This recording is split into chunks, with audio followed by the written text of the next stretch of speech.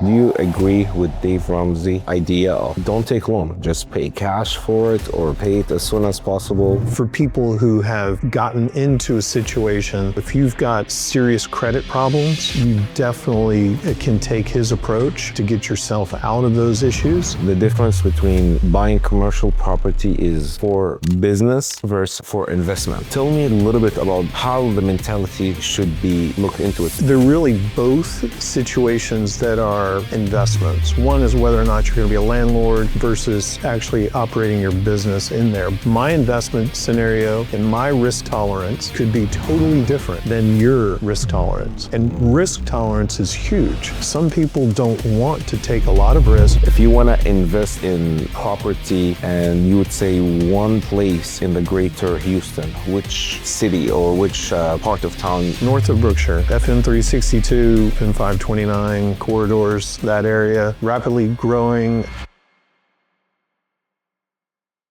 Today we have really special guests, special to me, seriously, Chris Abel. Let me tell you a little bit about him. For me, he's, I would say, the king of commercial real estate in Houston. I haven't met anyone more knowledgeable than him.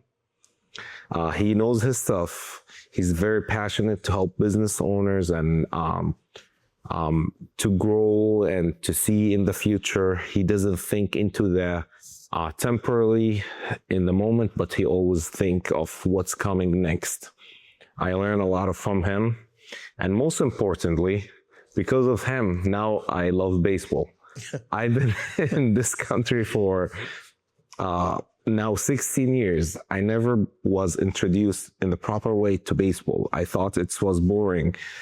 Last fall, he invited me to go with him on one of the games and sat next to him. I asked him a million questions. He was patient enough to answer everything and educate me. And now, seriously, like, it's one of my favorite sports to watch. You know, like I was watching the whole World Series, what do you call it? Like the World Series, the playoffs? Yeah, and it was amazing. But also like this last month. Oh, the World Baseball Classic. World Classic. That was amazing experience. And I was watching it with my Venezuelans friends. Yeah. It's a lot of fun. They go crazy. They did great. They did great, but I was happy for them, but I was sad at the same time. I wanted the United States to win it. Of course. You know, because, you know, the hockey team was doing good. Yeah, both hockey teams. Both hockey teams, you know. And I was hoping, you know, like the baseball team and hopefully this World Cup in Houston. Oh, yeah. Looking forward to that. Yeah, so hopefully the United States will make it in the upper levels and hopefully they will win it. I'm really like this year, I'm cheering up for them. Yeah, the past two games they've played, it doesn't bode well for that. It's not promising, but you never know. Sometimes it's just the mentality to lock in. So Chris, welcome to the podcast. Thank you. Thank you for having me. Yeah, tell us a little bit about yourself. How did you end up here in this space? Okay. What I tell people is that it started back in the 1940s. Okay. my grandfather, one of my grandfathers, he very much an entrepreneur. Everybody in my family seems to be an entrepreneur, grandparents, parents. But one of my grandfathers, he was in the Houston market. He had built a successful dance studio.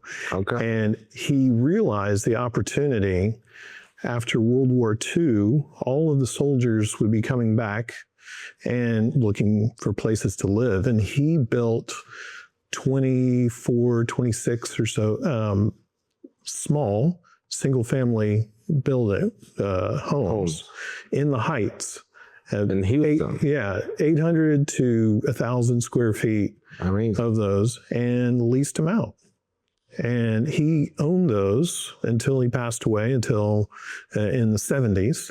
And my parents took those over, and I got to experience them as landlords and dealing with tenants and understanding all the different things that entailed, the good and the bad. Got to see evictions happen and going through courts and things like that. But being able to maintain ownership of investment properties like that was very influential to me. Did you guys still own these homes, or? No, my parents sold those. And in fact, in the Heights area, there's a lot of development that's occurred on top of that property, those properties.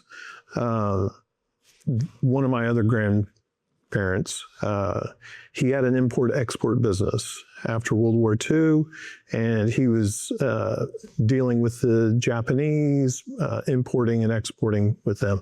He had a lot of warehouses. He had some on the port area. He had some in the Heights area. Heights was very popular and growing in that time In period. that area. Okay. Yeah. And what's funny, it's coming back right now. I feel like the Heights land is so expensive. They're still like old homes. Yeah. But a lot of development is happening there. Yeah, there was a period of time where it didn't have the same kind of cachet. At first it did, back when, many, many years ago. That was the Heights, the highest place in the Houston area, keep you out of the swampy area. And so people moved up there, and it was a very nice place to be.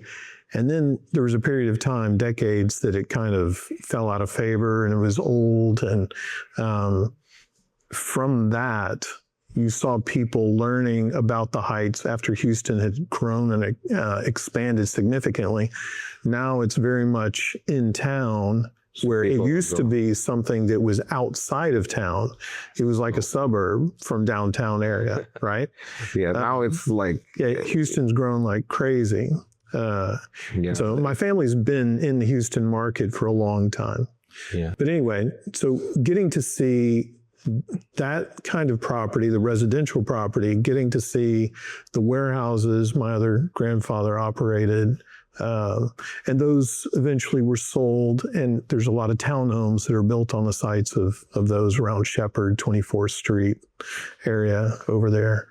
And so I got to learn about real estate that way. And that's kind of been in our lifeblood. My grandmother, who survived the Depression area, went through that, was talking about how, always preached to my brother and I that we needed to own real estate. That was a protection for something like the Depression, because value of real estate, it never goes to zero.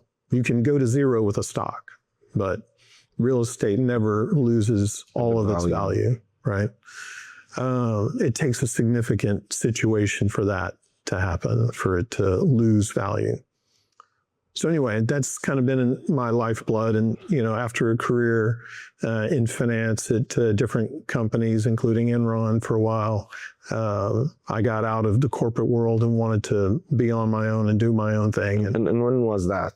Well, I left Enron at 2006, and I bought an advertising company, and I operated that for about 10 years, and then sold that and got into real estate as an agent, a licensed agent, and have been doing that for about 10 years now. This is amazing. I want to talk a little bit today, the difference between buying commercial property is for business and versus for investment. Tell me a little bit about it, how the mentality should be looked into it, because me and you earlier were talking about looking to expand our business and buying more property or building versus like building something for investment, right, to grow your portfolio in a specific area. So tell us a little bit about like the difference between them and how you would look into them in different way. Look at them as investments versus just ownership for in operating. Yes. Well, they're really both situations that are investments. One is whether or not you're going to be a landlord versus actually operating your business in there, but you're buying the asset, the property, as an investment for your business going forward. You want to make good decisions about that, making sure that it's something that's going to appreciate, that you have the potential to make money on the exit time period, right? Basically, investments, looking at commercial, there's a ton of options. You've got residential, you've got commercial. Commercial has a huge gamut of property types that you can look at and consider. And so as an investor, you have to understand where you feel comfortable.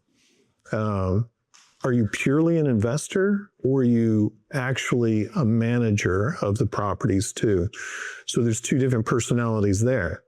One is purely, what kind of return can we get off of it? I'm going to hire people who are managers. They're going to manage the property. And we just want to make sure that the property is the right one to buy, and we're going to have other people manage it. If you're an investor who wants to be hands-on and looking at a property, you want to understand whether or not you're capable or interested in managing a property and dealing with the types of tenants that are involved in the property. If you're multifamily, you're dealing more with a residential type tenant, and there's a lot of tenants to deal with. And so that could involve a lot of your time, and you more than likely are going to hire a manager to do that. So for location, let's talk about a little bit location. Do you look into it in different way? Like, do you look into, for example, west of Katy area is growing like crazy. I know the Berkshire, that area is booming. It is. Houston in general is booming. You look into, for example, in New York City, it's the opposite. People are exiting New York. They're exiting California. Right. The real estate is going crazy. Like, do you, for location, do you look different for business and investment? Or like, let me explain this way. For example, like for me, for my business, I need specific location. Right. For investment, would you advise people like even to buy something that they're not physically there? Like out of state, out of city? Yeah, and so that goes back to, that's the type of investor that's probably going to hire a manager to be able to come in, have the direct interaction with the tenant, be able to check on the property, make sure things are clean and operating like they should be. There's no violations of the rules, that kind of thing. If there's a problem, being able to reach out and hire the plumber or an electrician or something like that, if that's their responsibility. Some of these properties that you can get into are, it's the tenant's responsibility to take care of all of those things. So, I mean, there's investments like Dollar Generals, for example. That's a absolute net lease type situation where the owner buys the property. Okay. Dollar General is leasing the building, and they're responsible for all of the expenses related to that property. And so they make a regular rent payment, and that's all that the owner of the property has to deal with. It's very similar to McDonald's. Like, I was shocked when I first watched the documentary for McDonald's. I was really shocked how they're operating. It's a real estate company. It's not a restaurant. It's just very smart to... Yeah. So with with those absolute net leases, sophisticated investors understanding that it's really kind of like a bond that they're buying. Is that they're paying the money for the property like they would a bond, and there's just a defined rent payment that's being paid every month, just like a bond coupon payment, and they're not having to do anything else. And usually it's long-term agreements, right? Yeah. 20 years, 30 years. Yeah, so if a company is going to build their own building on your land, and or on land that all of that's going to be sold, they need a long-term lease commitment in order to make sure they're recouping the value of their investment in that. Typically, you'll see either something as short as 15 years with multiple 5-year renewals that they, at their option, can renew to extend that, or something that's a longer commitment, 30 years, something like that. There's even some that are 99 years for big, towering office buildings and things. Yeah, actually, I love reading it. The book that Donald Trump wrote, is it The Great Deal? The Art of the Deal. The Art of the Deal. Yeah. And it's very interesting how these it's 60 years, 90 years, 100 years. And they also, in New York, that you have the land and you have the sky. You have like different people own the sky. Oh, I love air rights. Air rights. Those are great.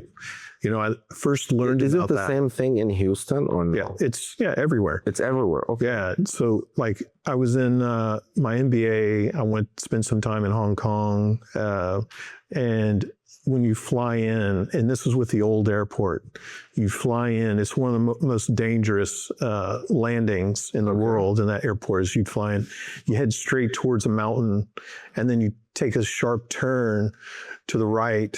And then if you look down, it looked like your wingtips were about to clip the tops of all these high-rise apartment buildings.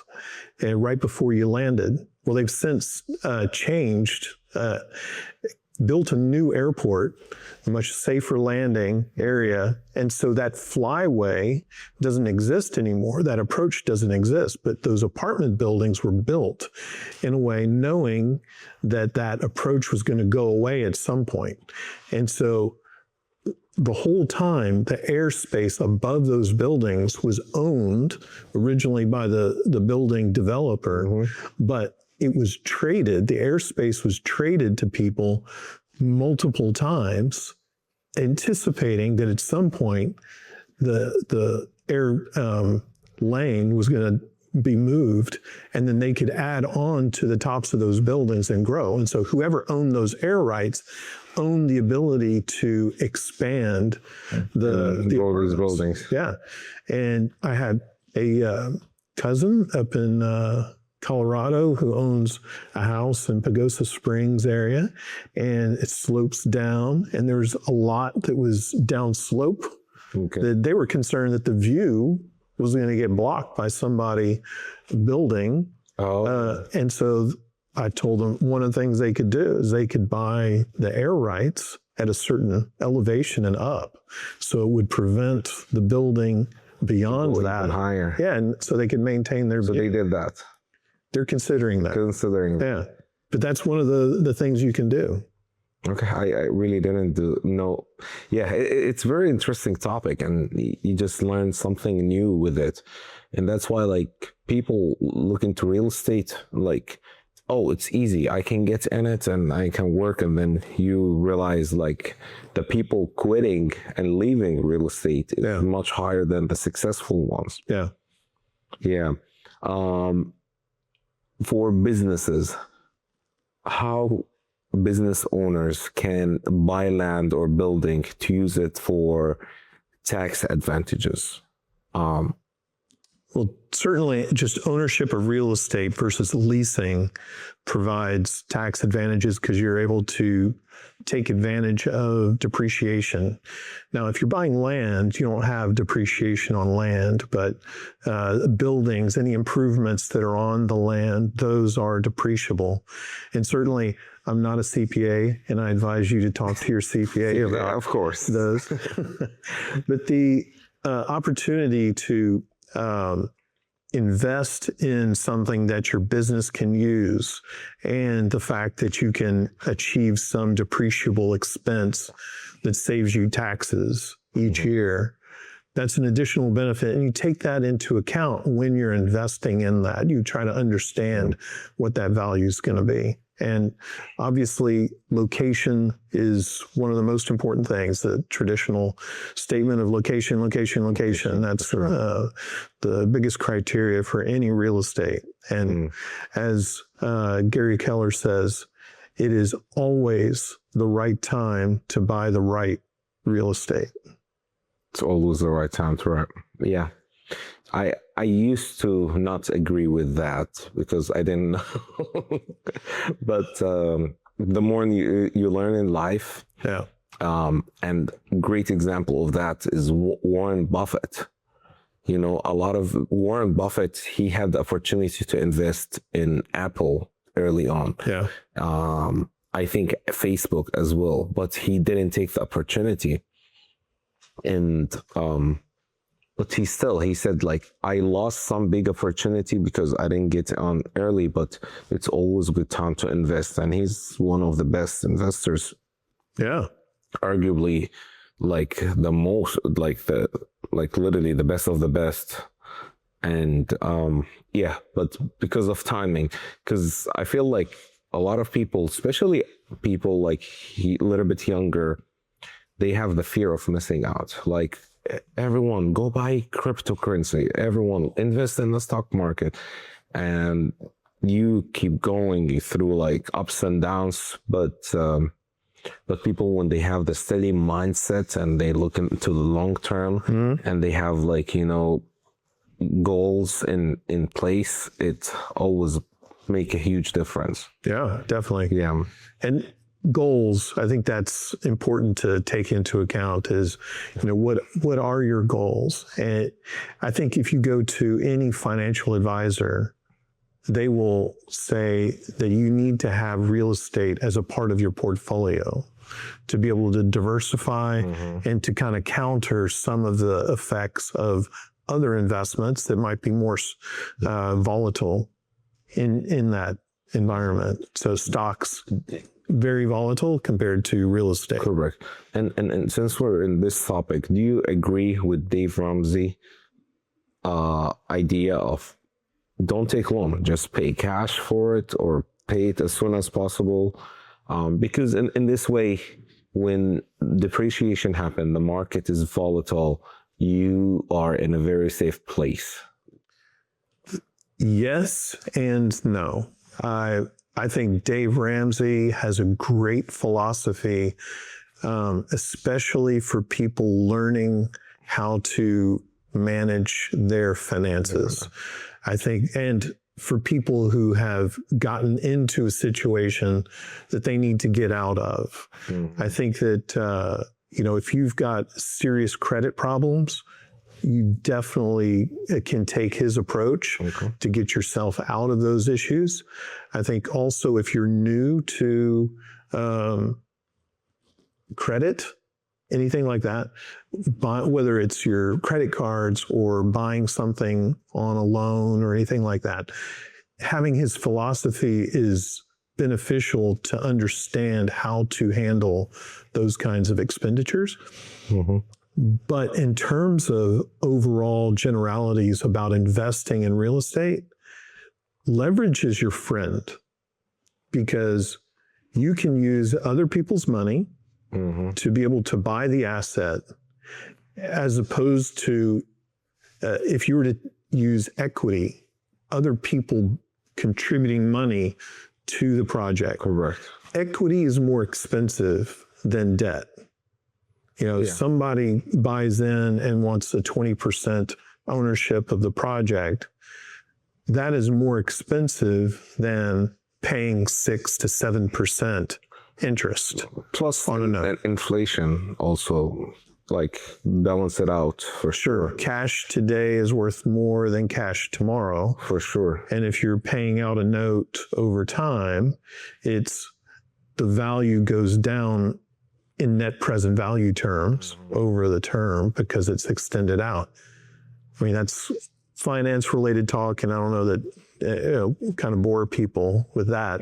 But the basic idea is, the thing is, you cannot separate finances and money from real estate. You need to have knowledge of both of these. Sure, definitely. Try to make the numbers work for you. Yeah, and that's where you definitely need to have, if you don't have that expertise on your own, definitely using a broker, talking to a financial advisor, talking to your accountants, the whole picture of it to understand all of the impacts of different things. And like depreciation we talked about is that you get that amount, you can take that into account, your savings. And so the net return that you have on that property will be favorably impacted by depreciation. But also knowing that at the end, when you exit, the government's going to recapture some of that depreciation, Right. and you've got to pay that back to them. So just understanding all those nuances in it, that's where hiring a professional can help you understand the whole picture. To have a plan, like, based on it. What makes a good deal? Like, and I want to hear your perspective as investor, and then your perspective as a real estate agent. Like, you will help someone. Yeah, so that is really, there's no difference really between me as an investor or me as an agent representing somebody trying to buy something. I take my philosophy, and which I think is a good philosophy of understanding what's important in a transaction. And I'm representing somebody on a fiduciary basis, certainly doing everything for their benefit over and beyond my benefit in that, but helping them understand my experience and knowledge in investing that would help them. They get to make their own decisions about whether to take that advice or not. And we move forward that way. In terms of a good deal, I kind of chuckled when you said that. I get people who want to hire me and say, and do you know why I want a good deal? I'm Middle Eastern. We have to have a good deal. We always love to negotiate, you know, Right. It's in our blood. Yeah. So that's why, like, But a good deal is relative to the individual and their situation. So telling me that you want a good deal, that prompts me to ask a lot more questions, because I have to understand what's a good deal to you and what you feel like is a good deal.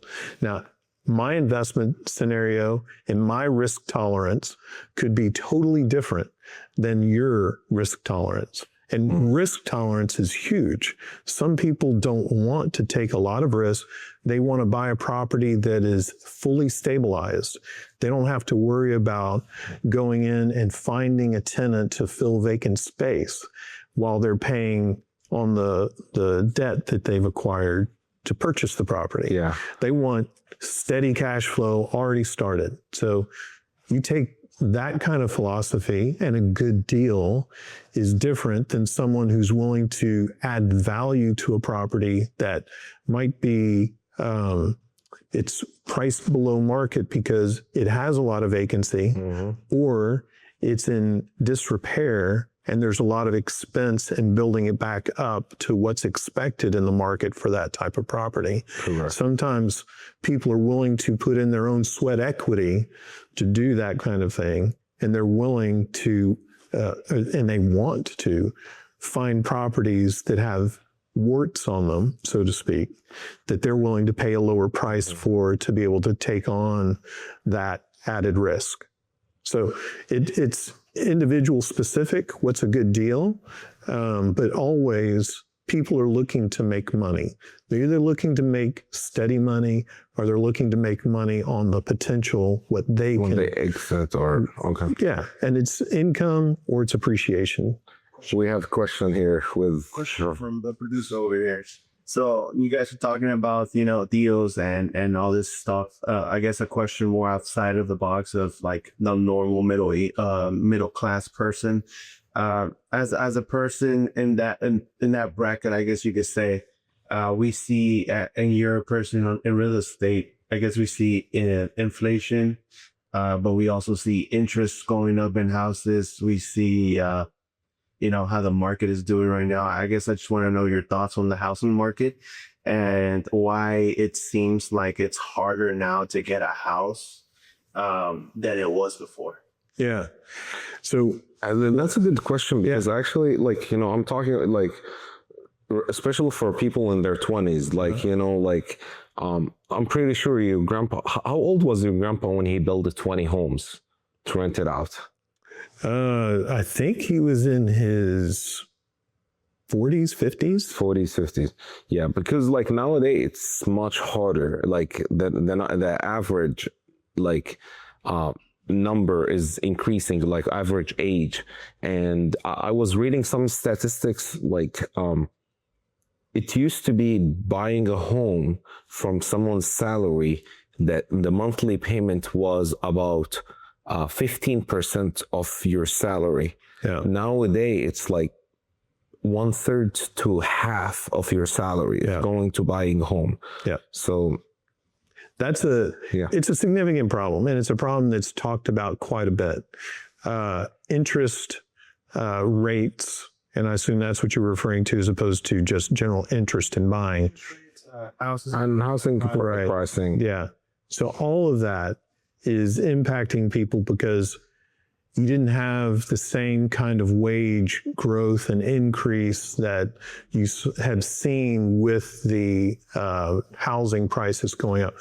From COVID going forward, you saw a huge increase in activity and purchasing and average sales prices of homes. And that was a significant contributor to overall inflation that we saw from after COVID till now. And you haven't seen really any correction yet in home values going down. You've seen a slowdown in the appreciation of homes, home values, but you haven't seen anything kind of turning and causing a recession in the home prices to really go down any real measure. So it's gonna be difficult going forward, but it's still something that should be strived for. That it may take someone longer, it may take couples together with their incomes, then being able to afford it, as opposed to someone individually on their own.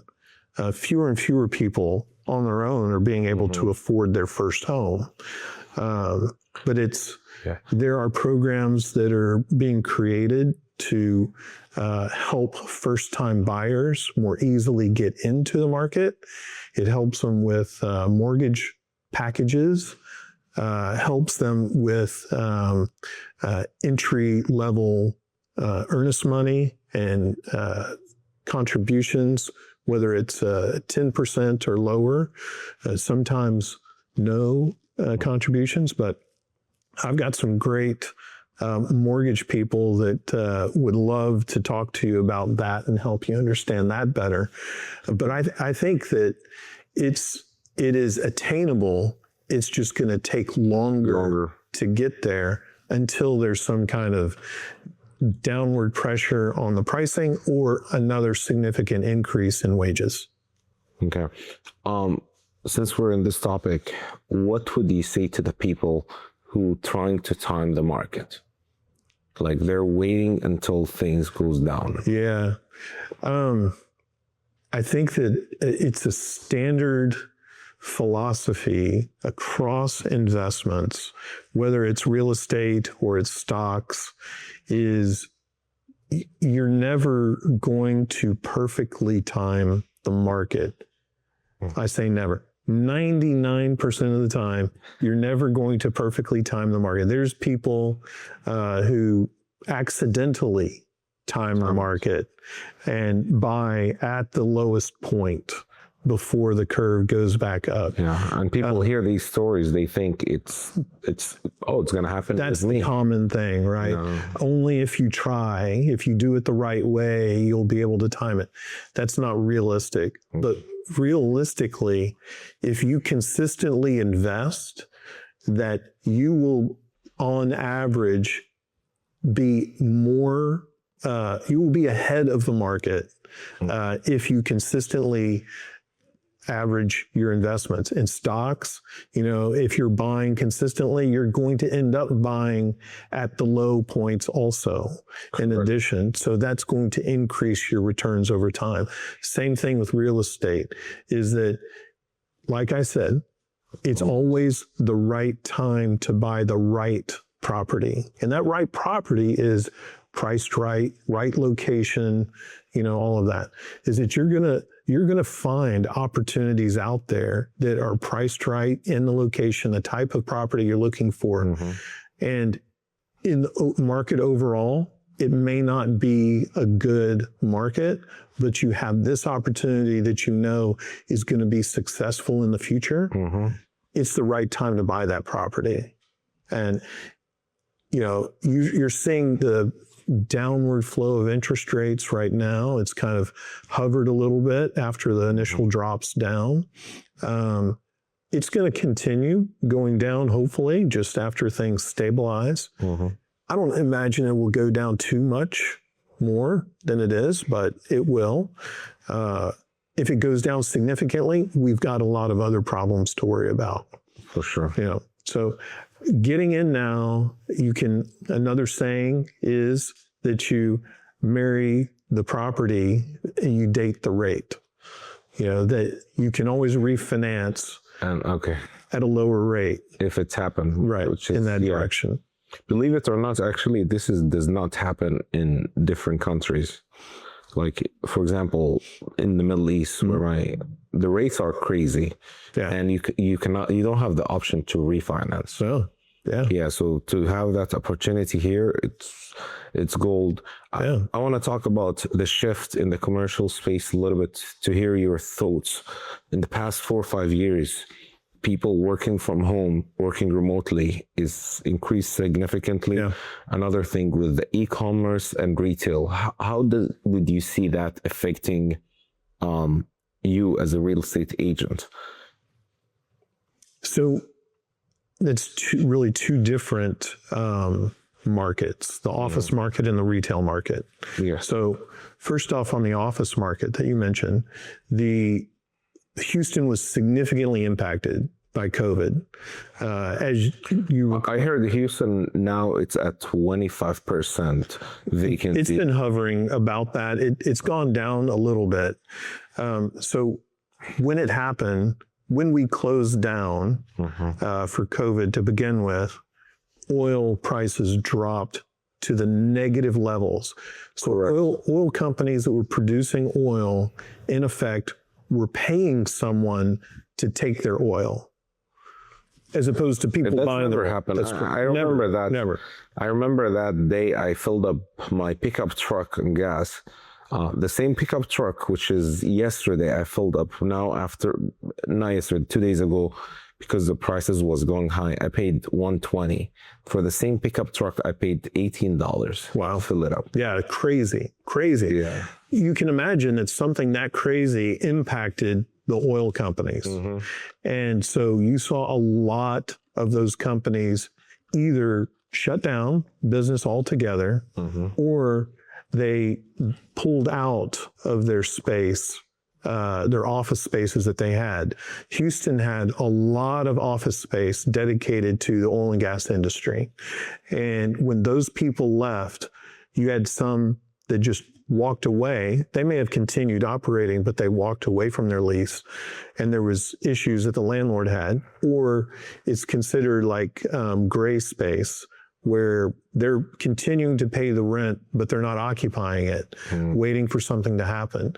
So all of that empty space either went directly back on the market, or it was a sublease opportunity for these companies that didn't want their space. So had a huge amount of sublease opportunity, which was competing with all of the direct lease spaces that were out there with no tenant tied to it. And so we had to work through absorbing all that sublease space. So that sublease space was priced lower than what the market was. And so people were going to that space first. And so we had to really absorb all of that before we could really start absorbing the direct space. So we've gotten through the sublease piece really, but there's still a lot of the direct lease that's available now. And a lot of that though is mainly towers. So you have kind of two different markets. You've got the tower environment, and you've got the suburban office condo kind of spaces. Those are different. People were fleeing from the dense urban area, going to the outer suburbs where there's more space and open, and you didn't have the same kind of restrictions that you had in terms of distancing and things. And so you had a lot of interest in the condos, and those really were developing a lot more. People were developing a lot more of those condos out there, selling them, investing in them, leasing them. And so we've had a big explosion all around the outskirts of Houston with that. The retail space, a little different. You had a lot of people close down. Their businesses were decimated because of the government deciding it needed to close down all of these spaces. And so you had certain types of businesses that were then directly impacted by the e-commerce, that their customers could get satisfied by going online and having it delivered to their homes, as opposed to having going to a retail strip and buying from them. Those businesses a lot of them have gone away and have not come back. The landlords took a big hit. There was a lot of vacancy at the time, and the landlords had to understand how to reconfigure their properties. And so you saw a lot more of experiential type businesses that people needed to physically be in the space in order to participate in them, whether they were things like Times Square or Main Street, bowling alleys and arcades and all that kind of stuff, going in to do something, trampoline parks or whatever, you have to go see a dentist. You can't do that online. Correct. So dentists going into spaces, restaurants, obviously. So all of that kind of stuff has really filled in. But during this short time period of that big dip in uncertainty, developers stopped developing retail. They didn't know what was going to happen. So there was a big lag in available supply for a period of time. So that also bring the prices even. And it caused the prices to go up because you had limited supply, but you still had demand for it. And then now, over the past couple of years, you've seen the retailer developers really come back and start to add more supply. What's a common mistake people do when they buy property or investment, or what do you see like that's a common mistake? Is it like, for example, buying too early, too big, ignoring zoning, location, understanding the cost, poor financial decisioning? What did you see like where people fall the most? So there's a lot of different things that happen with different types of properties. So like with land, if people are buying land, they want to do something with, you could have situations where they don't understand that if you're in an unincorporated area, there's a minimum amount of acreage required in order for the county to give you a permit to drill a well or have septic. And so you have to have a minimum of 1 acre of land. So I've seen and heard stories of people going and buying half an acre, 3/4 of an acre, 0.9 acres of land to build something on that they needed a well or something. They're not in the city or they're not in a mud district. And so they're unincorporated and they just need a well or septic. And they try to apply for a permit and they say, no, it's too small. We can't give you a permit. So you've seen that. Okay. So that property is not useful. And that kind of due diligence, that's what needs to happen. You need to understand those kinds of limitations and restrictions on a property before buying. Buying a property and not knowing that the deed says that multifamily cannot be built on this property, but that was the reason that you were looking to buy it. You had an idea. And so engaging in professionals to help you do that due diligence and understand. Just learning more, educate yourself. Right. So that's a big problem with land in particular. When it's already built and it's already has a warehouse or has a retail strip or something like that, that's already been done. Yeah. You know, that understanding has been established. And so you know what can be there because it's... Believe it or not, in Jordan, the first two towers, they were built 17 years ago, like a year before I came to this country. They start building them, and then they built it, the whole thing. They're supposed, one of them is office space, the other was supposed to be a hotel. Yeah. And they, until today, they paused work after they built it because they found out that the sewer system in the city cannot handle these two towers. Yeah. Even to switch them to apartment complex or apartments doesn't work. The only one option, kind of like right now the negotiating, is to turn it to farming, like each floor it's for vegetables and fruits and stuff like that, which is very interesting. But that's kind of like and you're not talking about like small individuals, like you're talking about huge development. Probably the government is involved in it, and like big money. So that's that's huge. Yeah, that was a big for sure. I want to ask you rapid fire questions, just quick answer. If you want to invest in property and you would say one place in the greater Houston, which city or which part of town you would say that's it? Brookshire, north of Brookshire. North Brookshire. FM 362, FM 529 corridors, that area. Rapidly growing, lands trading hands left and right. There's new developments that are going in there right now. Awesome. Buy now or wait? I think you answered this one, but buy now. Buy the right property. Now, okay. Now. Best assets class in 2026, you think?